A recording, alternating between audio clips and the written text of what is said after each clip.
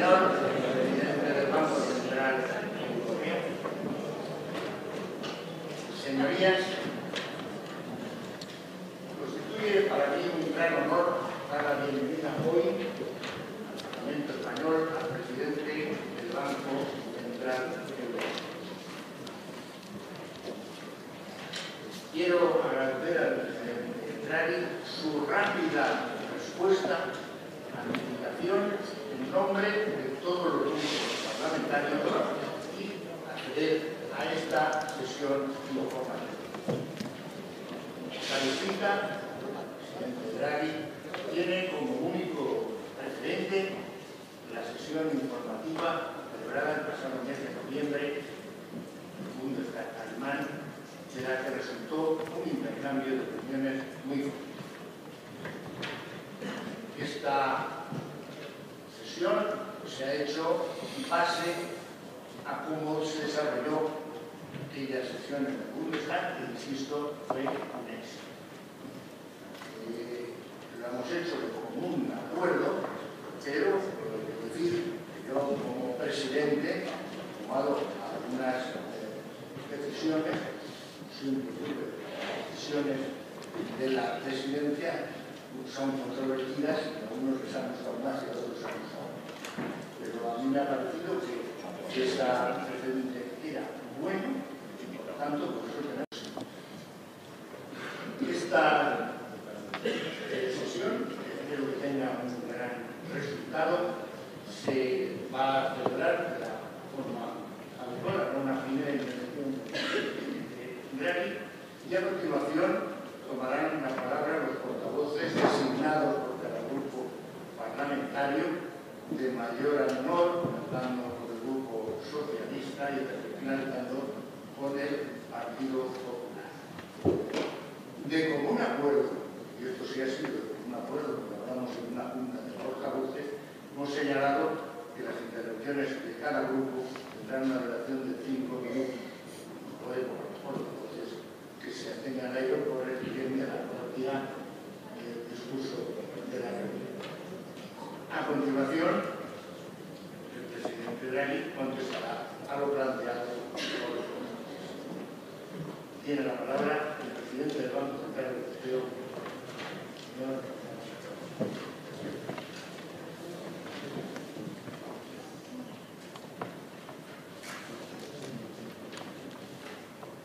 Señor presidente, señorías, permítanme expresar mi más sincero agradecimiento por su invitación a comparecer ante esta Cámara.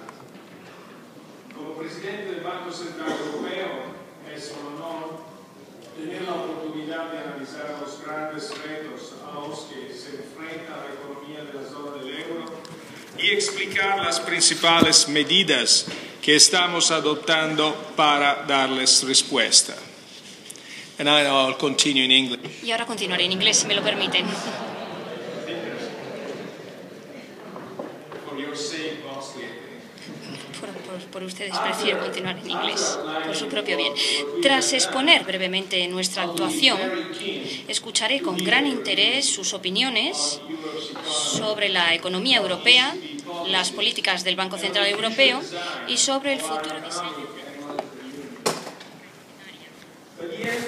Espero que al final de esta sesión hayamos logrado un buen entendimiento mutuo que nos permita, en el marco de nuestros respectivos mandatos institucionales, continuar avanzando en el doble desafío de fortalecer, por una parte, nuestra unión y restablecer, por otra, un crecimiento sólido y estable. Durante los últimos años, hemos observado el profundo grado de interconexión de las economías de los países de la zona euro, lo que nos ha servido, desde luego, para recordar con claridad los importantes efectos de las políticas económicas de unos países en otros. En tanto que representantes del pueblo español democráticamente elegidos, son ustedes responsables de las políticas económicas internas. Sin embargo, en el ejercicio de dichas funciones, al igual que todos los parlamentos nacionales de la zona euro, también influyen en el funcionamiento de nuestra Unión Económica y Monetaria en su conjunto. Tal y como señaló el presidente del Consejo, Herman Van Rompuy, los parlamentos nacionales se han convertido en instituciones europeas y es por tanto importante que todos reconozcamos nuestros intereses comunes. En mi declaración introductoria de hoy quisiera centrarme en 3 aspectos puntuales: el estado de la economía, la política monetaria del BCE y la visión a largo plazo de nuestra Unión Económica y Monetaria.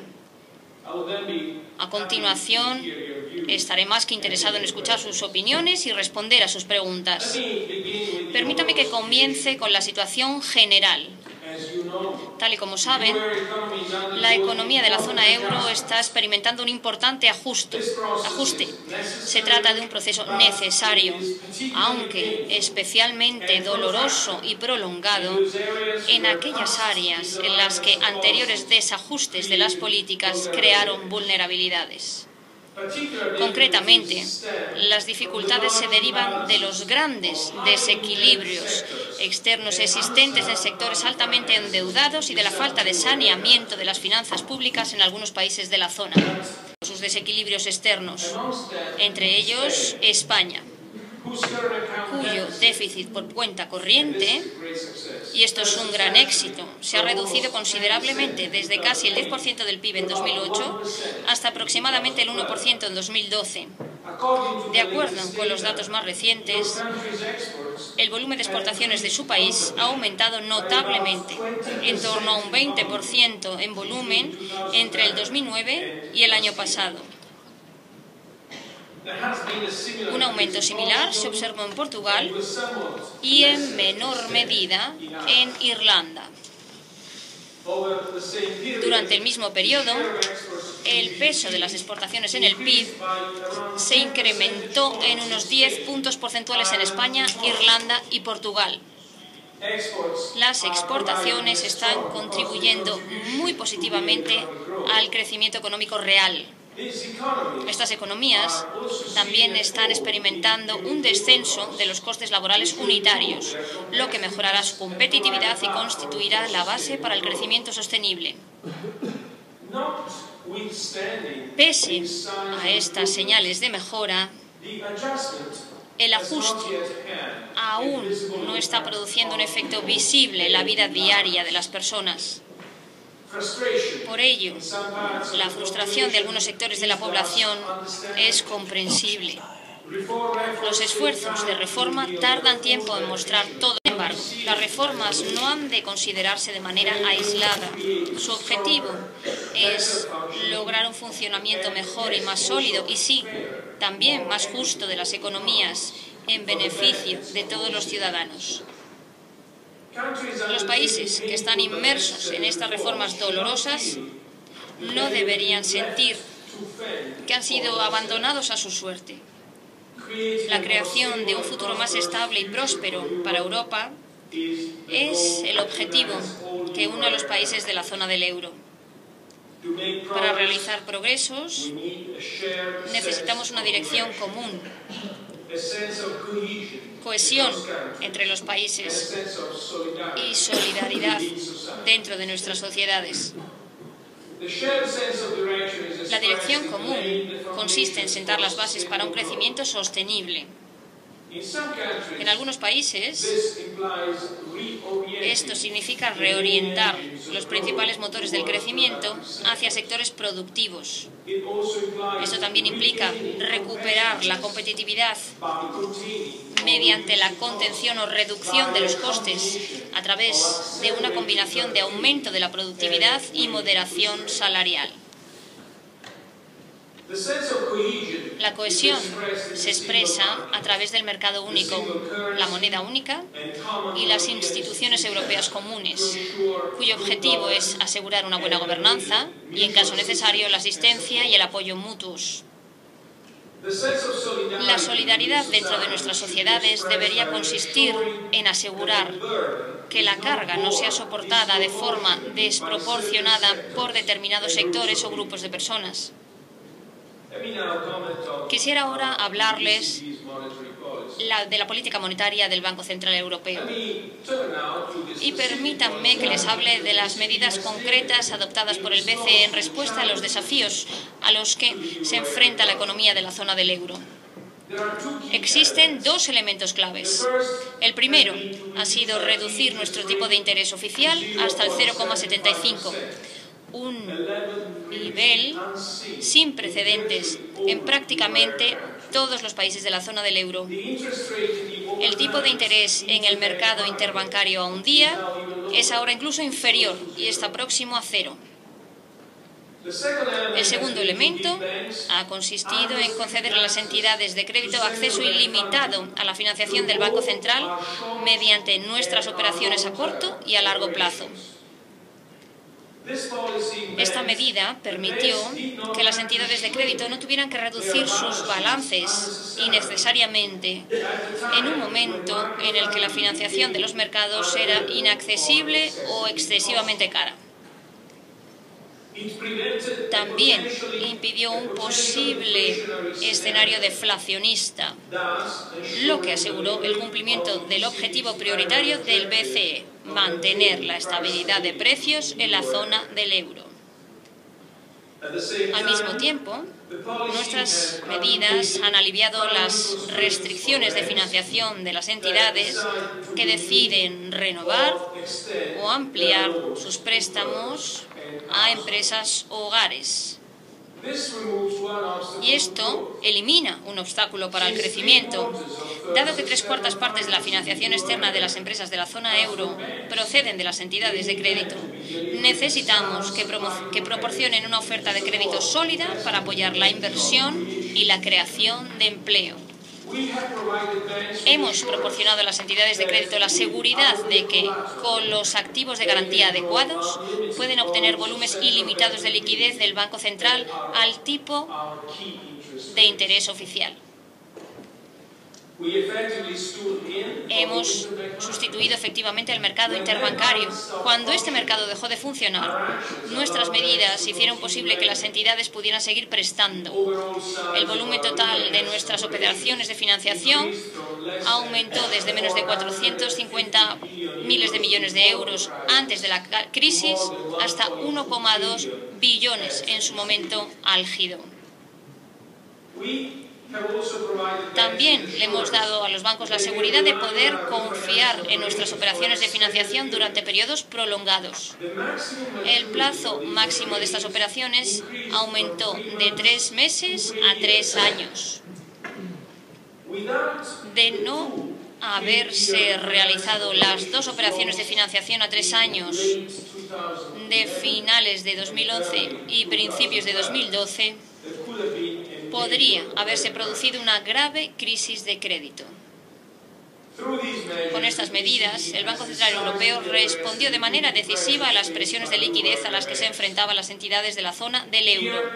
Aquí, en España, por ejemplo, las ayudas de liquidez que se prestan al sistema bancario representan 1/4 del PIB nacional y son unas 8 veces superiores a las concedidas antes de la crisis. Con el fin de asegurar el cumplimiento del objetivo primordial del BCE, véase salvaguardar la estabilidad de precios, fue esencial crear un entorno en el que la liquidez no fuese un obstáculo para el flujo del crédito. Sin embargo, la liquidez no es el único factor que determina la capacidad y la voluntad de las entidades de crédito para prestar a las empresas y a los hogares. Existen otros 2 factores adicionales: la disponibilidad de capital en las entidades de crédito y la percepción general del riesgo en la economía. La provisión de capital no está entre las funciones de los bancos centrales. Corresponde a los accionistas garantizar que las entidades de crédito sean solventes y que tengan la capacidad de llevar a cabo sus actividades básicas. En los casos en los que el sector privado no tiene capacidad o disponibilidad para suministrar capital, son las autoridades fiscales, véase los gobiernos y los parlamentos, quienes han de decidir cuándo y cómo actuar. En España, las autoridades han actuado de forma proactiva, incluso en condiciones difíciles, y han emprendido un ambicioso programa de ajuste financiero con la asistencia de sus socios europeos. El programa, que avanza según lo previsto, ha eliminado de los balances de las entidades más débiles los activos problemáticos que han lastrado sus actividades. Asimismo, el programa ha recapitalizado estas entidades con nuevos fondos y ha sentado las bases para que recuperen su actividad de préstamo una vez saneadas. La percepción general del riesgo es el tercer factor determinante del crédito. Al igual que cualquier otro banco central, el BCE no puede controlar el riesgo de naturaleza microeconómica, es decir, la forma en que las entidades de crédito evalúan la posibilidad de que un prestatario no reembolse un préstamo. El riesgo microeconómico está relacionado con la situación concreta del sector en que opera una empresa o con la estructura de costes de la empresa y con su capacidad de innovar y crear valor. Las políticas estructurales, sectoriales y fiscales son las que tienen la función de facilitar la reasignación de los recursos a actividades con valor económico real. En este respecto, el BCE está contribuyendo activamente a una reducción del riesgo de naturaleza macroeconómica, estabilizando firmemente las expectativas de inflación, proporciona un ancla nominal para el conjunto de la economía. Esto es importante para todas las decisiones de solicitud y de concesión de préstamos, especialmente para la financiación de proyectos de inversión a largo plazo. Nuestra decisión del verano pasado de preparar la realización de operaciones monetarias de compra-venta, OMC, en los mercados de deuda pública, puede verse en este sentido dentro de este marco, con un vencimiento residual de hasta 3 años y están dirigidas a mantener la estabilidad de las expectativas de inflación a medio plazo, evitando una disfunción muy perjudicial de la transmisión de la política monetaria. Cuando hablo de expectativas de inflación, me refiero a ambas partes, al alza y a la baja. El BCE solo puede contemplar estas operaciones si existen problemas serios en la transmisión de la política monetaria y si hay condiciones estrictas y efectivas que estén incorporadas en un programa adecuado del Mecanismo Europeo de Estabilidad. Esta condicionalidad es necesaria por 2 motivos. En primer lugar, las OMC son un mecanismo de contención contra la especulación destructiva, no son un subsidio de financiación para los gobiernos.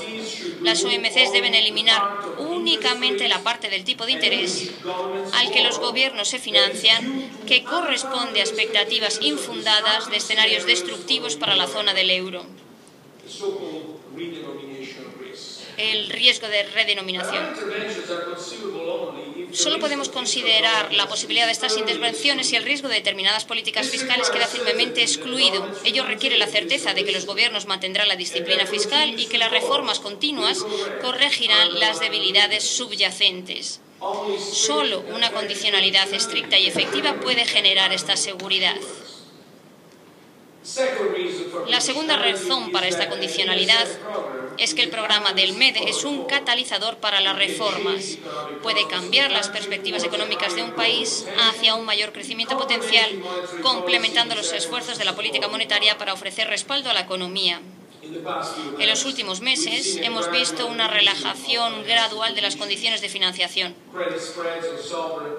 Las primas de riesgo de la deuda pública y privada han descendido. Los precios de las acciones se han recuperado. Las entidades de crédito han recuperado el acceso al mercado y el dinero ha vuelto a los mercados de deuda europeos.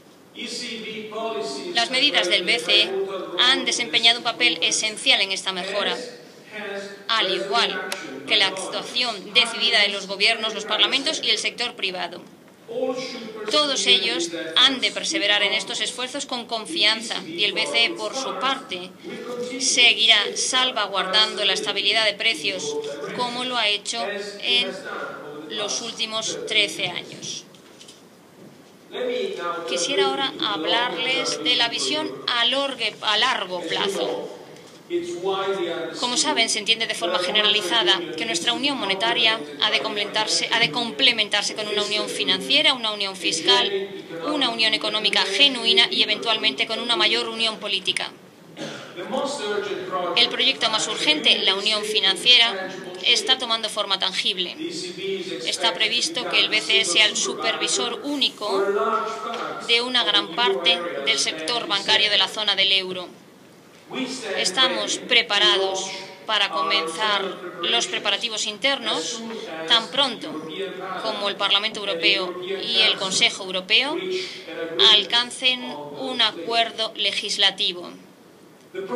La propuesta para la adopción de un marco único de resolución también sigue su curso. Conjuntamente, estas dos reformas restablecerán la confianza en el sector bancario de la zona del euro. Resulta también indispensable que completemos la unión económica creando las condiciones para que cada país encuentre su lugar en la economía de mercado abierto, que es la zona del euro, y que pueda explotar sus ventajas comparativas para generar empleo y crecimiento. Este es el significado de una unión económica con buen funcionamiento, pero solo será realidad si recuperamos la competitividad en toda la zona del euro, mejoramos el funcionamiento de los mercados de productos y de trabajo e invertimos en conocimiento e innovación. La idea de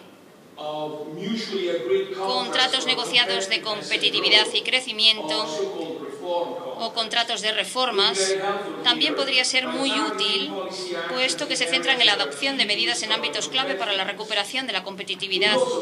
También resultaría beneficiosa una revisión en profundidad de los mercados de productos y de trabajo para asegurar que sean compatibles con el funcionamiento de la unión monetaria. Permítanme que concluya mi intervención, señorías. Hemos comenzado el año con un entorno financiero más estable. Esto se ha logrado mediante los esfuerzos concertados de reformas que han sido adoptados por los gobiernos y parlamentos y las actuaciones decididas de las instituciones europeas. Como decía al principio de mi intervención, todos los parlamentos nacionales de la zona del euro influyen en el funcionamiento de nuestra unión económica y monetaria. Y España, en este sentido, desempeña un papel de primer orden en este proceso.